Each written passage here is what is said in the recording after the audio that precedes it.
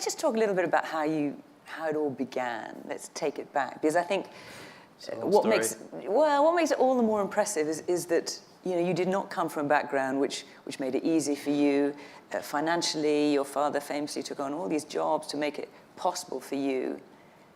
You came really from the bottom to work your way up. Yeah, well, I mean, I've been racing a long time. I've been racing for 23 years, which is, Because you started when you were 8. I started when I was 8, yeah. And basically it was my parents separated when I was 2, and I'd spend weekends with my dad, and he had no idea what to do with me. He's not particularly comfortable with kids, and he's like, what do I do with this kid on the weekends? And we would watch the Grand Prix, so I started watching Grand Prix from, I think, 5, fascinated with cars, and he bought me a radio control car. And then it just so happened he was living in Hatfield, and one of the neighbors had a professional RC car. And at 5, I think I was 4, he let me drive it. And this is quite expensive, but I was just so good at it.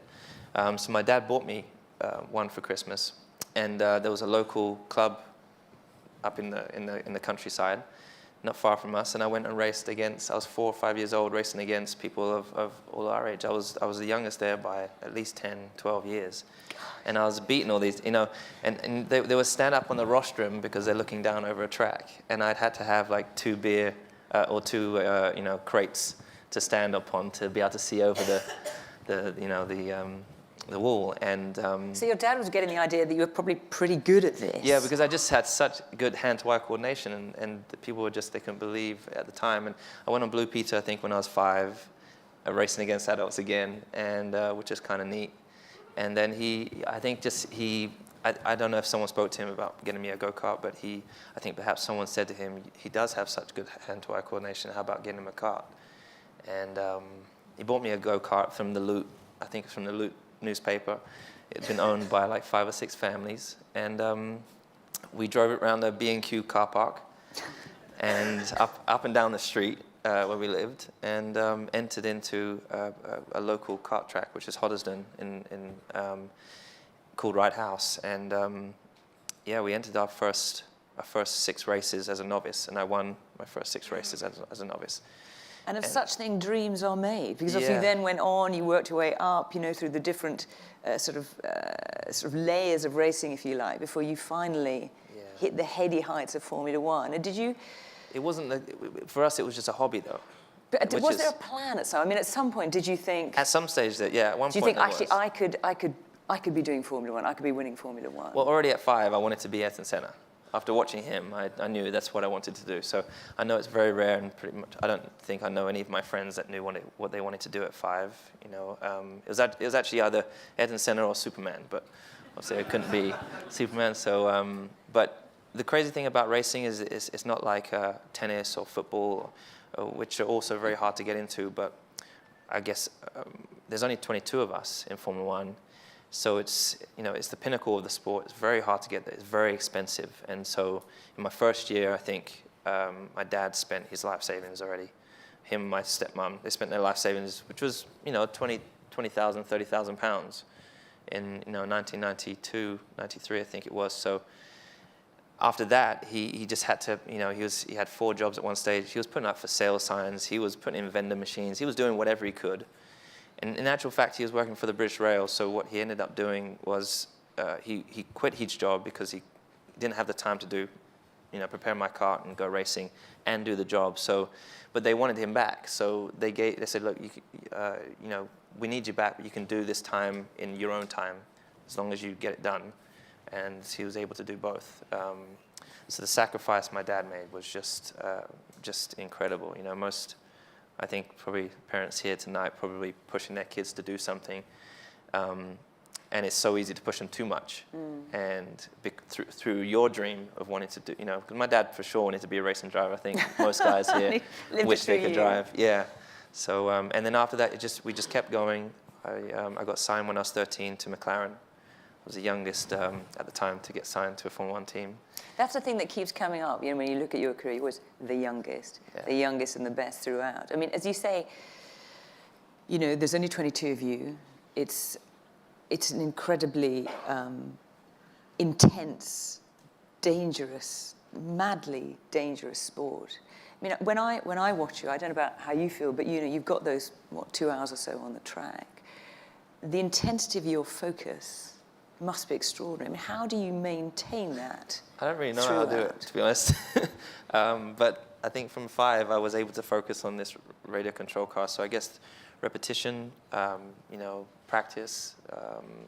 We have a simulator, so I spend a little bit of time in there. But I think a lot of it's, you know, what I'm able to do in the car, a lot of it's natural, but a lot of it's really homing in. The difficult part of driving a Formula 1 car is understanding the technology, understanding the car. We have firstly, we have 1,300 people in our team to make 2 of those cars for the year. That's a big team. And everything's built in, pretty much everything's built in-house.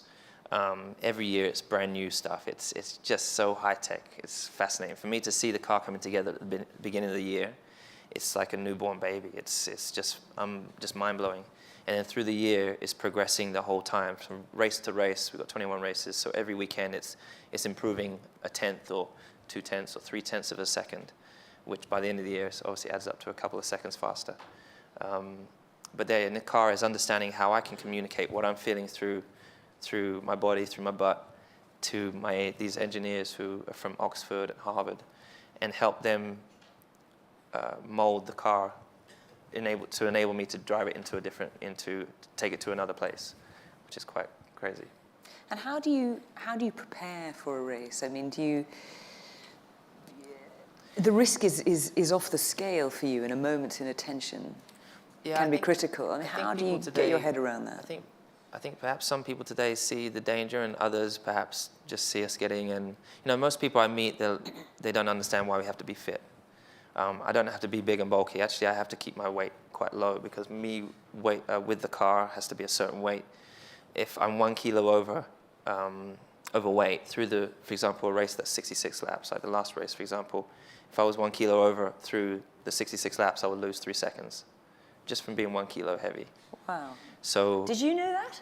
That's yeah. So 1 kilo is worth 0.03 of a second. So it's just. I'll remember that when I put myself on the scales tomorrow morning. Yeah, that's a whole new way of thinking about it. Yeah, but mostly it's the G-force.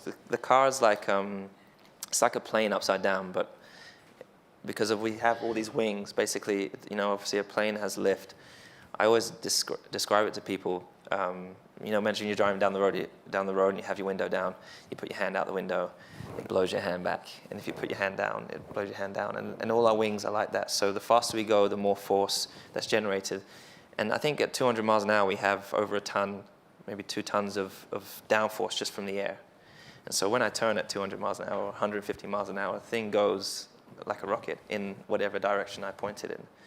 But then you're on the ragged edge. It is obviously dangerous. The most vulnerable part is our head, the helmet. You know, some drivers, we've had 2 drivers pass away in the last couple of years, one in IndyCar, one in Formula 1, because that's the one part that's exposed. The rest of our body is very, very safe now. Technology is so advanced that it is safe. But of course, we're all conscious of that when we do get in the car. And I guess we're all a bit crazy to be able to do what we do.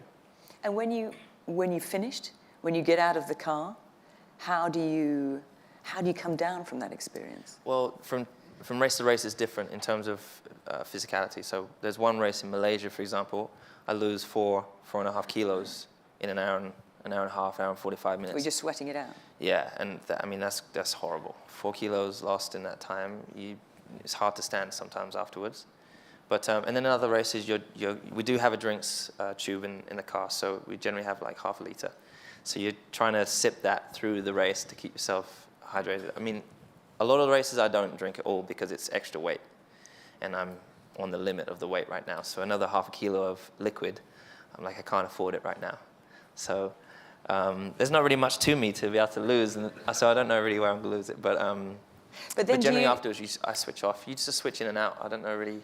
You have a big come down at the end of the day. You that's must for sure. do. I mean, what is that like? You just hit a wall and you pass out. I mean, it's so focused. It's throughout the weekend. Like, for example, I'm at Monaco already starts tomorrow for me. So when I get back to Monaco tonight, tomorrow morning, I mean, tomorrow's our usual Thursday, and it's media, it's engineering. Yesterday I was at the factory. So we had just board meetings where we talk about where we were last year, what we've done in the last race, set up the challenges of the track, all these different things that are coming up this weekend, and you just hope that you start on the right foot. Monaco is about one step at a time, building up, because one little mess up, it really knocks your confidence back, and it's really hard to get back there. So it's about just taking baby steps and building a real foundation of confidence and keep growing it. And you say Monaco is faster, what, 2 seconds faster? Well, basically, we are in the last year of this era of car. So they design a car, and then it lasts for 3, 4, 5 years, and then they come up with new regs. So next year we have new rules. But this is an evolution of the car from 3 years ago, from 2014. And it just gets faster and faster as we continue to add performance. So last year, I think we did a 1:15 or 1:14.9 there. This year, we'll probably be in the 1:13s. Because also the tires are softer this year, so. Wow. And I was watching on board of the track yesterday, and I was like, have you got it on fast forward?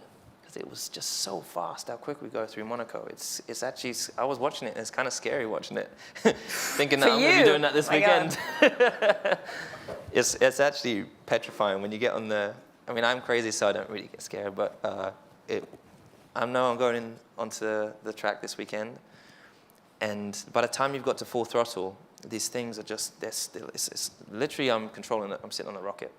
I've got a big fuel tank of 100 kilos behind me, a big battery ERS pack, which it could, any time that exploded, you're done. Fortunately, it's very safe, but it's just mind-blowing how quick we go through these corners, and you can't see around the corner. So you arrive at the top of Casino at 190 miles an hour, and you're picking out all these, and it's crazy how the mind works, because you're pulling all this information in. You can't see what's around the corner, but hoping that where you've turned has been the right point, so you don't hit the barrier or go wide. So we'll all be hoping this weekend. My goodness. And do you ever? Also, you've got the racing season, then you have your timeout. Do you ever come back and think, just momentarily, can I do this? Well, I never feel that. No, but what I mean. Just kind of. Sure. Am I still at the same? Yeah, I think this is probably the first year that I've ever really felt that. We had a longer break, so usually season ends in end of November, and then you kind of have a bit. You have a PR stuff for another couple of weeks, and then you have your couple-week winter break, and then you start training already for the next season. Like next season, the car is going to be 2-3 seconds faster, so physically it's going to be harder next year. So I've got to prepare for that through the winter. But this year I go back in the car and I was, you don't know. You kind of, have I still got it? Have I still got that reaction time? Have I still got the, my goal was always to emulate Ayrton Senna and win 3 World Championships, and I've done that. So what's the next step? Where else do I want to go with it? And it just where so else happens, do you want to go? Yeah. I just happen to be the most competitive person I know. So anytime I get in any competition, I just want to win. And that's where really I am right now. And what about Lewis Hamilton when he's not racing? Because you've got a big hinterland of interest that you like that perhaps people aren't so aware of. I generally, I remember when I was younger, very narrow-minded about things I wanted to do. I was very narrow-minded about racing, obviously. And but music's always been a passion. There's lots of different things that I like. I'm trying to dibble and dabble in everything that I possibly can to see what I do and don't like. Most racing drivers, I've calculated that I've got probably 7 years left, 6, 7 years. So I've got 3 years starting this year with Mercedes, of whom I've been with since I was 13. So it's a great long partnership with this family of who have taken me in and really supported me for so long. So it's quite a unique experience there. And but yeah, most drivers, they stop and become commentators or managers, and I've always thought I really don't want to do that. It's not that it's not a good job or anything, it's just not for me. So right now is really about building, firstly, understanding and finding out what I want to do beyond, building the brand, building the foundation now, so that when I stop, I have something to move on to. So that's really what I'm in discovery right now. But there's so many kids that I'm meeting now. I remember when I was 11, I went to my first Grand Prix and I saw Davy Coulthard come by and just thinking one day I want to do what you do. And now I'm meeting kids that are in the same position I was in. So it is really a platform for me to inspire young kids doing what I do. I don't know how sometimes it inspires people, because I meet people and they're like, your win last weekend, or your season got me through this experience that I went through. Beyond that, I don't know. I definitely want to do something with kids. I love kids, and kids are the future. So that's what probably going to be part of my focus. Look, I could talk to you for a very long time. There's so many things I want to ask you, not least about, possibly that crash with Rosberg and all sorts of things. But we've run out of time, just you and me. But we've got time for questions from you on the floor now. Cool. So yes, there's a hand back there. We'll get a microphone to you. Thank you so much for such a fascinating and insightful conversation. I've got to ask, as we're at a Google event, what do you make of driverless cars? And might we see a driverless F1? Hopefully not within 7 years. But what are your thoughts on that? In terms of taking that bend in Monaco? Thank you. I love technology. I think Mercedes have done a driverless car. I personally, when I'm particularly here in the UK, I don't drive a lot on the road. But yeah, I don't know if I can do it. Must be so boring. I'm not surprised. I don't know. I think in some ways it's going to be great for people, particularly if you want privacy and you want to do business while you're on the road. I like to be in control most of the time. I'm actually a very good passenger, so I sleep a lot of the time. I don't like to drive long distances, so I think it'll be kind of neat, but I'm most likely not going to be having one of those cars. And I absolutely hope that it's not in my period of time. They've brought out, for example, Formula E. I'm very much old school. I love, the engines. I love the smell of the fuel, the oil, the rubber, everything burning. And the electric cars don't have, it's like a coming past. So I want the big sound. We don't have the sound anymore. Unfortunately, it's not great, but it's better than nothing. Yes, there's a question here. Thanks. How does it work in the team? You're competing with your teammate, but it's one team. So how do you get the synergies between both groups? When you have the board meetings, is it board meeting together, or are there two board meetings? How does all that work? It's a good question. It's very difficult for sure, because it is a team, but there's two championships. There's the constructors, which obviously the team is most focused on and care about most. And individually, as drivers, we want to win. We want to be at the front. We want to be the one that wins, that's ahead of the other. So it's striking a balance of your own drive to want to succeed and win the championship, but also doing what your duty is to bag the points for the team. And particularly when, naturally, when the car next to you is exactly the same, all data is shared, finding improving, it's really, really hard. You arrive on the weekend, and you go out, do a good time, then the guy sees your lap, then he'll go out and try and do the same, might beat it, and if he does, then you've got to go. So you're just constantly moving forwards. When we have the board meetings, generally we have them together. But for example, yesterday I'm with my engineers, because we are, both sides of the garage are kind of a unit, and we're not discussing what Nico's doing. We're focusing on what we've got to do to be able to win it. And Nico will be over there conspiring to do whatever he's got to do to win. What it comes down to is management, and we've got really great bosses who are very approachable from everyone. And in terms of the size of the garage, we try and mix as much as possible. The garage people do move around a little bit, but when I walk into the garage, I go and spend time with Nico's guys, and vice versa. And we do big team dinners, so it's important to keep that synergy between us all. And as for me and Nico, we just try our hardest to not let we've been racing since we were 13, me and Nico, so we've had that for a long, long time. And I think that will be there for, that competitiveness streak that we have together will be there until we retire. And probably even when we're 50, 60 years old, he'll still be trying to beat me at something. So, that's how it is.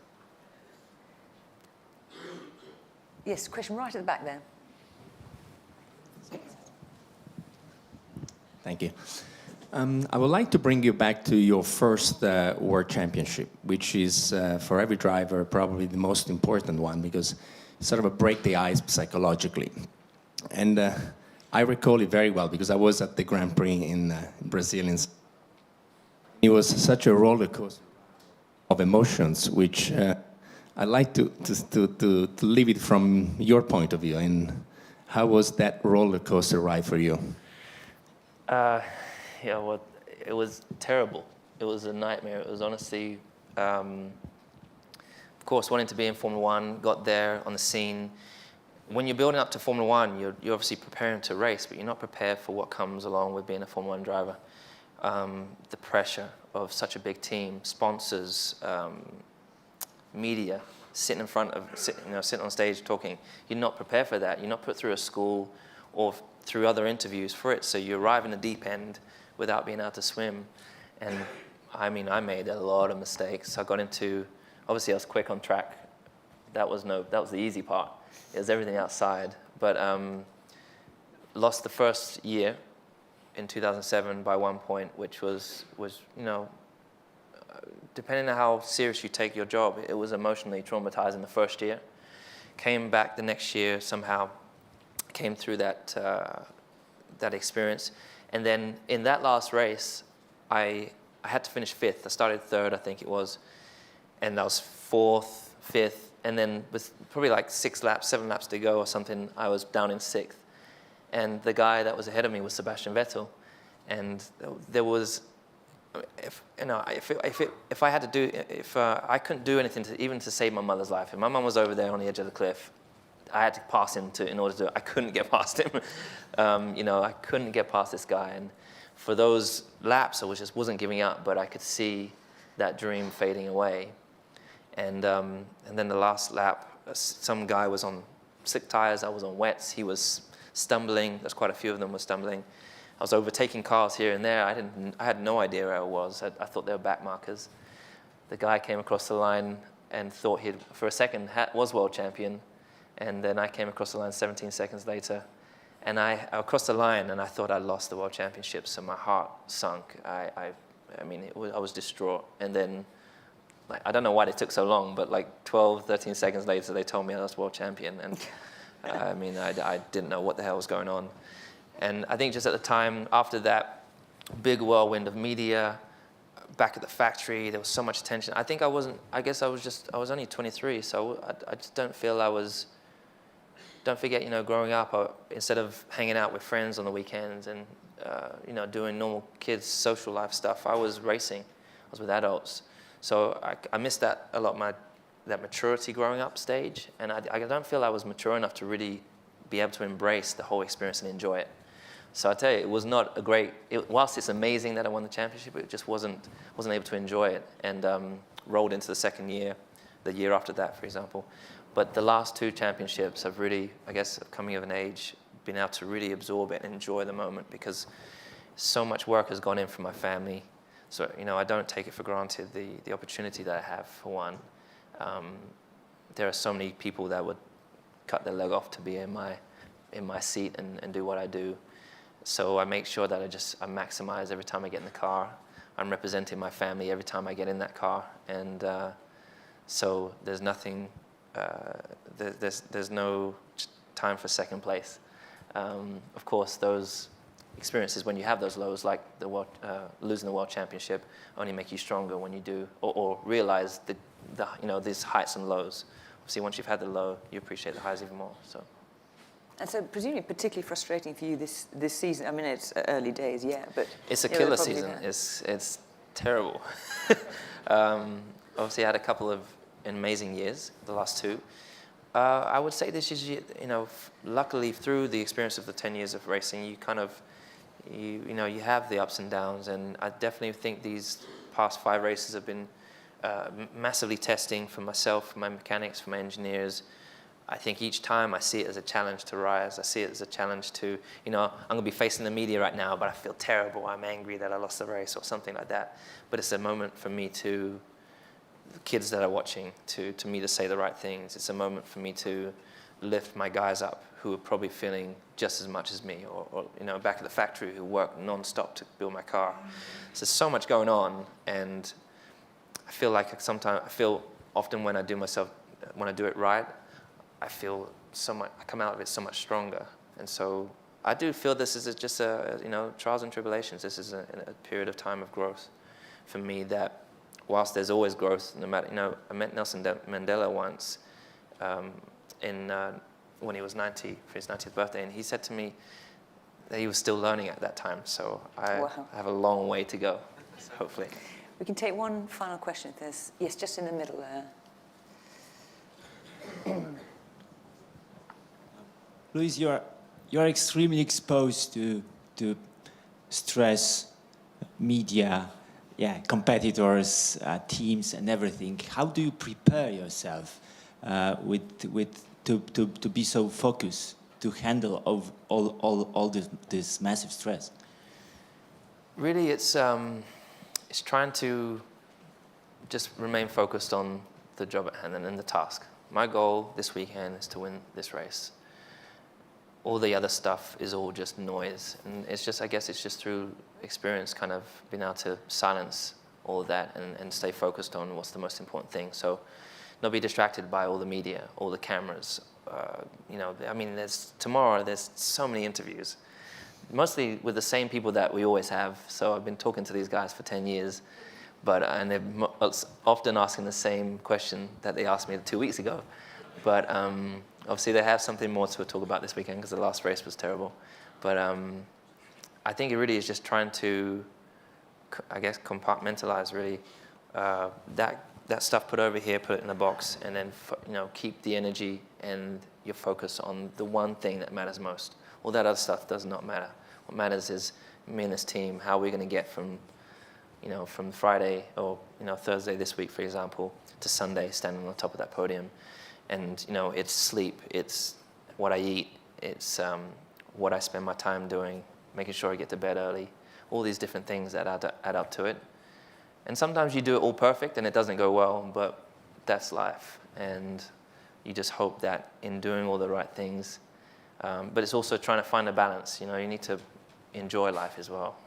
At some stage my career will be over, and I want to look back and say I enjoyed absolutely everything. Every moment in the car, every moment out of it. I'm afraid, much as I wish we could carry on, we have to end it there. Will you join me in thanking the hugely impressive and very charming Lewis Hamilton?